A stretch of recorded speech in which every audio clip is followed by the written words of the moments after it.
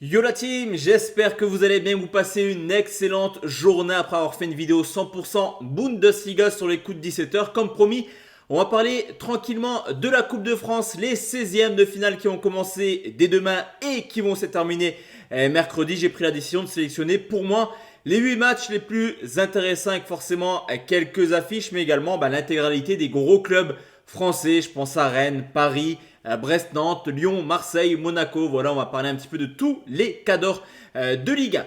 Juste avant ça, encore plus que d'habitude, tu le sais, je te le dis souvent sur YouTube, ça va être que des avis. Mais encore plus sur une vidéo 100% Coupe de France. Donc n'hésite pas à rejoindre mon canal Telegram. C'est dessus que j'enverrai un bet spécial Coupe de France. Dans le match entre Bourgoin et l'Olympique lyonnais, on le sait, il y aura pas mal de turnover chez les cadors, surtout pour Lyon et pour le Paris Saint-Germain.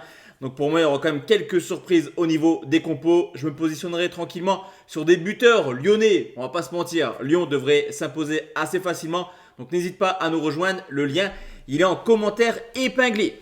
On commence cette vidéo tout de suite par Bastia qui reçoit l'OGC Nice, une équipe de Bastia qui s'est imposée 4-0 ce week-end à domicile contre Ajaccio. Ça confirme déjà la suprématie corse, on va dire, pour Bastia qui est plutôt haut de classement, au contraire de l'ACA qui est dans la zone rouge de relégation. Mais ça confirme également le fait que Bastia à domicile, tout simplement cette année sont invaincus en Ligue 2. Vous me direz, ça reste la Ligue 2. Je suis d'accord avec vous à moitié parce qu'en Ligue 2, mine de rien, cette équipe a réussi à ne pas perdre à domicile contre le Paris FC et également Lorient. Alors que du côté de Nice, ok, il reste sur une victoire 4-2 du côté de Reims. Mais cette année, en 13 déplacements, il y a seulement 3 victoires. Donc là aussi, on ne va pas comparer la Ligue 2 avec la Ligue Europa ou la Ligue 1. Mais ça démontre quand même une équipe de Bastia performante à domicile et une équipe de Nice un petit peu en difficulté à l'extérieur. En plus de ça, je te l'ai dit, il y aura quelques turnovers cette semaine en Coupe de France. Et pour moi, les Niçois feront peut-être tourner dans le sens où il y a un match ultra important ce week-end contre les Lillois dans la course à la Ligue des Champions. Donc moi, je vais prendre Bastia ou nul pour une cote à 1,72. Honnêtement, le petit nul m'étonnerait pas du tout sur ce coup. Reims qui affronte Monaco, balayé contre Nice justement à domicile. Reims est en pleine crise actuellement, une seule victoire sur les 10 derniers matchs de Ligue 1, c'est assez inquiétant. Il faut également remonter au 6 octobre pour retrouver trace d'une victoire à domicile. À côté de ça, Monaco, c'est pas l'équipe la plus en forme actuellement, une seule victoire sur les 5 derniers matchs de Ligue 1. Une défaite lors du Trophée des Champions, un match nul, 2 buts partout du côté de Nantes ce week-end en championnat, ce qui fait quand même que Monaco commence à perdre beaucoup de points quand même dans la course à la Ligue des Champions. Lors du match aller, enfin on va dire lors du match de championnat, il y avait eu 0-0 entre les deux équipes. Sans le match un petit peu serré sur ce coup, je vais quand même partir sur une qualification de Monaco, mais pas avec une grande conviction, les gars, sur ce coup. Marseille qui reçoit le LOSC, on se souvient il y a maintenant un mois, jour pour jour, c'était le 14 décembre, Marseille et Lille se sont affrontés en Ligue 1. À mon sens, c'était l'une des plus belles rencontres qu'on a pu assister cette année. Match nul, un but partout. On pourrait à nouveau avoir un match nul et pourquoi pas sur le score de 1 partout. On le sait, Marseille à domicile, c'est un peu moyen contre les cadors. Ils sont plutôt à l'aise à l'extérieur, là où par contre Marseille performe. Ce Marseille a pris l'habitude également d'encaisser quelques buts à domicile. 8 matchs officiels, un seul clean sheet contre l'OGC Nice. Alors que du côté de Lille, c'est une équipe qui se déplace très bien également. Ils sont sur une longue série d'invincibilité actuellement et je me dis qu'on pourra avoir un duel assez serré. Généralement, Lille ne fait pas tourner en Coupe de France, surtout contre des équipes comme Marseille. Moi, je vais prendre les deux marques à 1,60. D'un côté, une équipe de Marseille qui a que la coupe, on va dire, et le championnat à jouer.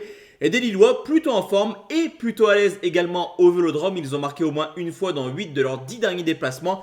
Donc pour moi, ça va être les deux marques. Comme je te l'ai dit, Bourgoin contre Lyon, on va en parler directement sur mon groupe Telegram.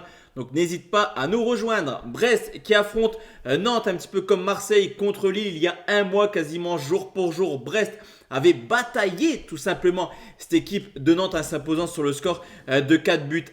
Là aussi, pour Brest, il va falloir faire un choix tôt ou tard. Coupe de France, championnat, Ligue des Champions, un gros calendrier lors de ce mois de janvier. Donc là aussi, on pourra avoir un petit turnover. Mais à côté de ça, est-ce que Nantes est capable de réaliser l'exploit ? Honnêtement, au vu des dernières performances nantaises, j'émets quand même quelques doutes. Cependant, au vu d'un problème de turnover, je préfère sécuriser Brest tout nul et plus d'1,5 but pour une cote à 1,77. On le sait, en Coupe de France, il y a des surprises et pourquoi pas dans ce match entre Toulouse et Laval. Forcément, Toulouse est ultra favori. 1,32 pour les bookmakers, ils sont en Ligue 1, Laval en Ligue 2.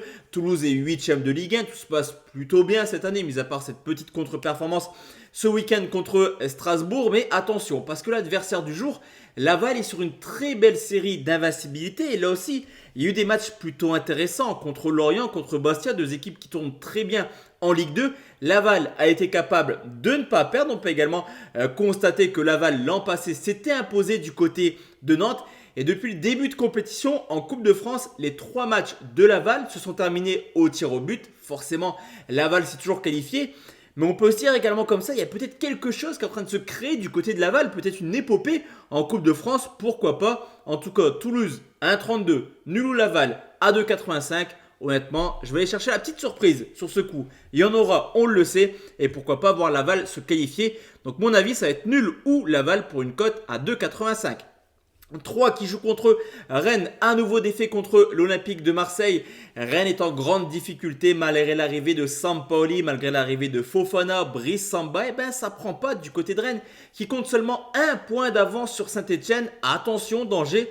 On l'a vu dans le passé, des équipes comme Saint-Étienne, comme Bordeaux, comme Nantes, comme Monaco il y a une dizaine d'années étaient descendues en Ligue 2. Pourquoi pas également du côté de Rennes. En tout cas, au vu des performances, c'est assez inquiétant. Ok, Rennes est catastrophique à l'extérieur. Mais je me dis également que 3 aura peut-être d'autres choses à faire dans cette compétition. Il y a un match important contre Annecy ce week-end pour garder de l'avance sur la zone de relégation. Et à côté de ça, l'objectif de Rennes en faisant venir des joueurs comme Samba et Fofana, forcément, c'est de se maintenir. Mais c'est d'aller chercher également une place européenne en fin de saison.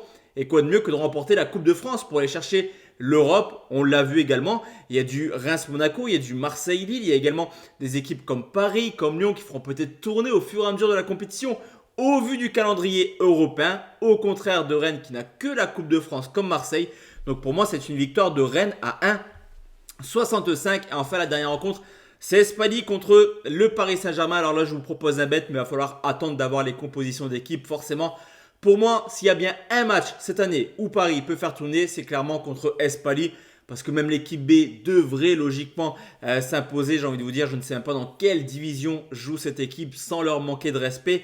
Mais dans une semaine, les gars, dans une semaine quasiment jour pour jour, il y a le match décisif le plus important de l'année. Paris Saint-Germain, Manchester City. Je ne vois pas du tout les Parisiens mettre l'équipe type. Je ne vois pas du tout des joueurs avec une grosse intensité. Attention au risque de blessure, surtout que Paris n'a pas un effectif extra élargi cette année. Donc pour moi, je vois Paris s'imposer, ce qui me paraîtrait plutôt logique. Mais 2-3-0, vraiment, je ne vois pas plus. Alors peut-être que je me tromperai. Mais moi, je vais prendre un moins de 5,5 buts pour une cote à 1,75. Je ne vois pas forcément les Parisiens aller mettre 6-7 buts. Et on le sait, Espali devrait plutôt jouer regroupé. Donc voir marquer les amateurs, ça me paraîtrait improbable également. Donc voici la team, mes avis concernant les top matchs de Coupe de France. On se retrouve dès demain soir sur YouTube pour enchaîner. Excellente soirée à tous et à toutes. Ciao, ciao la team.